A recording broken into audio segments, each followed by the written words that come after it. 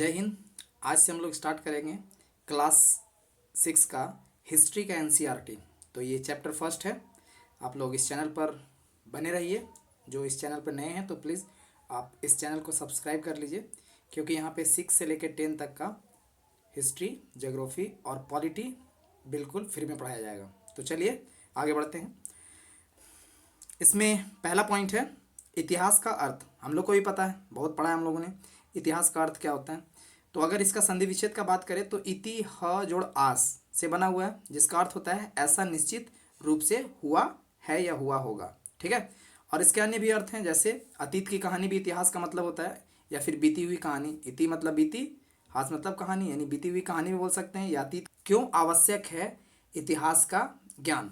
तो पहला पॉइंट है मानव जीवन का अस्तित्व, यानी मानव के जीवन का अस्तित्व के बारे में जानने के लिए हमें इतिहास को झांकना होगा। दूसरा, इतिहास का ज्ञान इसलिए आवश्यक है क्योंकि हम इससे सबक लेकर अपने आप को बेहतर बना सकते हैं कि इतिहास में ऐसी कौन सी घटनाएं थी, ऐसी कौन सी गलतियां थी जो लोगों ने की, हमें नहीं करना चाहिए। तो इतिहास इसलिए भी आवश्यक है। तीसरा, इसमें हम लोग इतिहास को पढ़ेंगे तो दुनिया के अन्य देशों के बारे में भी जानकारी प्राप्त कर सकते हैं। और चौथा, महान लोगों की जीवनी की प्रेरणा हमें इतिहास से मिलती है। तो इन बिंदुओं के कारण हमें इतिहास का ज्ञान आवश्यक है। चलिए आगे देखते हैं। लोग कहाँ रहते थे। तो लोग रहना स्टार्ट किए।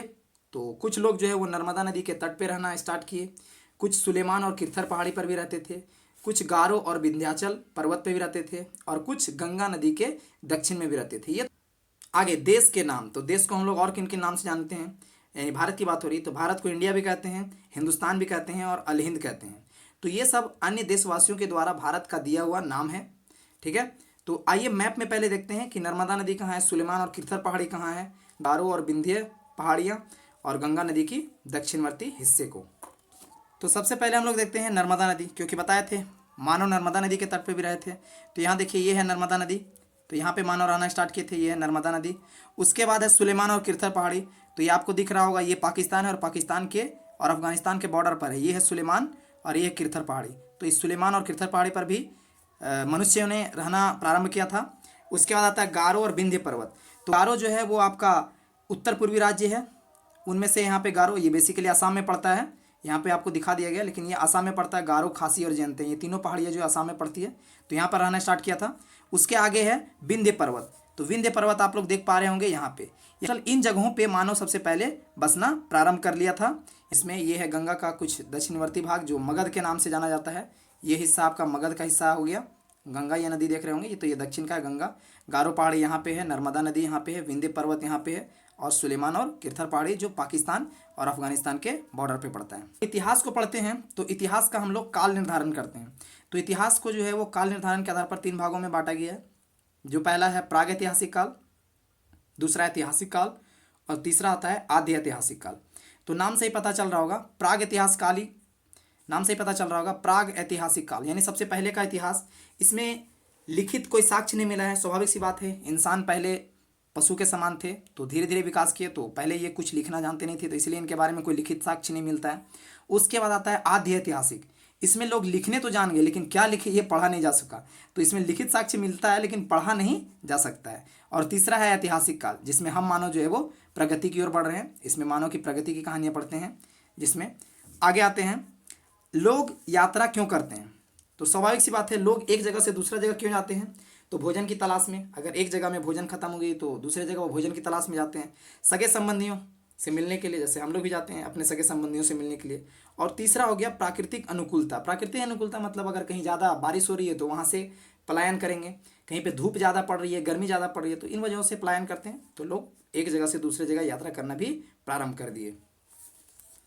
इंडिया शब्द की उत्पत्ति कैसे हुई। तो इंडिया शब्द जो आया है वो इंडस से आया है। संस्कृत में इसका मतलब क्या होता है, सिंधु नदी। सिंधु नदी को इंडस कहा जाता है। अब ईरान वासियों ने और यूनान वासियों ने ही भारत का नाम इंडिया रखा है। वो कैसे रखा है, यहाँ देखें हम लोग। जैसे ईरान वासियों ने क्या कहा, इस सिंधु नदी को, इंडस को इन्होंने क्या कहा, हिंदोस। ईरानियों ने हिंदोस कहा और यूनानियों ने क्या कहा, इंडोस। और उसके बाद इन्हीं ईरानियों और यूनानियों ने इस सिंधु नदी को तो इस नाम से दिया, लेकिन इनके जो पूर्व में रहने वाले भूमि थी या पूर्व में बसे हुए लोग जो थे, उन्हीं को नाम क्या दिया, इंडिया। तो इस प्रकार ईरानियों और यूनानियों का दिया हुआ नाम है इंडिया। तो भारत में इंडिया, भारत को इंडिया इन्होंने ही सर्वप्रथम कहा था। उसके बाद देखते हैं कि पांडुलिपि क्या है।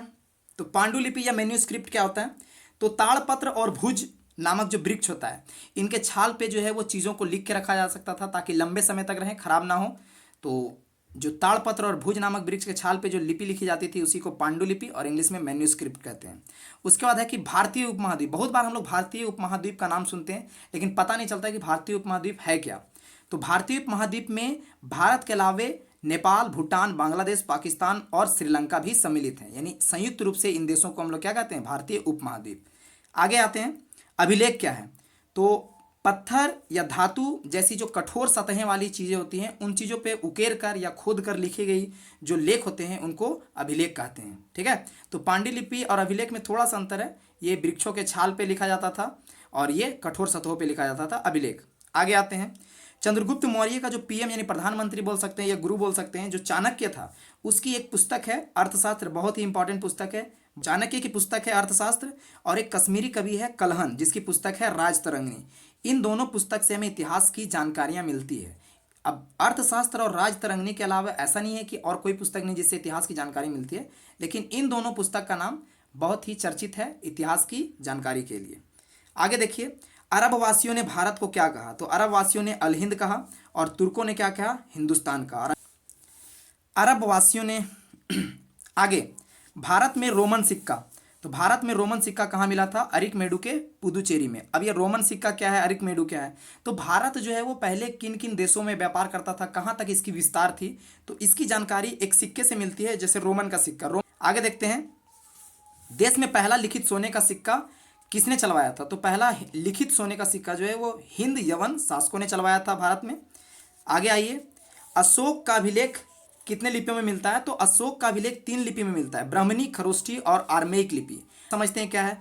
ब्राह्मणी लिपि जो है वो दक्षिण भारत में जितने भी अशोक के अभिलेख हैं उन सभी में ब्राह्मणी लिपि का उपयोग किया गया है। खरोष्ठी लिपि उत्तर भारत में जितने भी अभिलेख हैं उनमें खरोष्ठी लिपि का उपयोग किया गया है। और अरामेइक लिपि, अभी जो हम लोग नक्शा देखे थे पीछे, पाकिस्तान और अफगानिस्तान का जो क्षेत्र था वहाँ पे जो भी अशोक के शिलालेख मिले हैं उन सभी में, या और ऐसे भी जनरल के लिए भी आप याद रखिएगा कि ब्राह्मणी लिपि में जो अभिलेख मिले हैं वो दक्षिण भारत में मिले हैं, खरोष्ठी उत्तर भारत में, और अरामेइक ये आपको मिलता है पश्चिमी भारत बोल सकते हैं, एक तरह से पश्चिमी भारत में, जहाँ पाकिस्तान अफगानिस्तान का क्षेत्र आता है।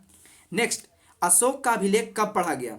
तो अशोक का अभिलेख इतना जटिल था कि इसे पढ़ पाना लोगों के लिए बहुत कठिन था, लेकिन इसको पढ़ने में सबसे पहले जो सफलता पाई वो जेम्स प्रिंसेप थे, जिन्होंने सफलता पाई थी 1837 में। तो जेम्स प्रिंसेप ही पहला व्यक्ति था जो अशोक के शिलालेख को या अशोक के अभिलेख को पढ़ पाया था। यूनान के प्राचीन लेखक हीरोडोटस को इतिहास का पिता कहा जाता है, क्योंकि इनकी जो पुस्तक है हिस्टोरिका, इससे जो है वो इतिहास की काफ़ी ज़्यादा जानकारी मिलती है। और इसके अलावे पीछे भी हम बताए थे अर्थशास्त्र और राजतरंगिणी, इनसे भी जो है वो इतिहास की काफ़ी जानकारियाँ मिलती है। मसीह का जन्म जो है वो ऐसा माना गया कि जब ईसा मसीह का जन्म हुआ उस समय 1 ईस्वी प्रारंभ हुई। तो ईसा मसीह के जन्म के बाद जितने भी आए वो चीज़ें आगे की ओर बढ़ती गई, 1 ईस्वी, 2 ईस्वी, 3 ईस्वी, 4 ईस्वी, और इसी तरह हम लोग अभी पहुँच गए कहाँ? 2022, उसके बाद 2023 में पहुँचे हैं।